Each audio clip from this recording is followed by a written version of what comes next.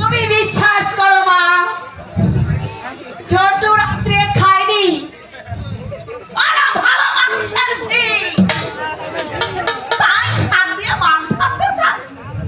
এই পুরা দিয়ে আমি সব কিছু দেখতে পাই। তুমি বলতে চাও তোমাকে না দিয়ে আমরা আরে নিজে গিয়ে ভীষণ মাথা আনতে খাইয়েছি। আরাম ছাড়ি মুড়ি আল্লাহ আমার ছেলে আর আমার ভাগ্যে হলো না। বল বল আড়াইশো মুড়িকে এই কথা, নাকি আমরা সংসার আর কিছুই করি না? পায়ে বাঁধিয়ে ঝগড়া করবো দিদি।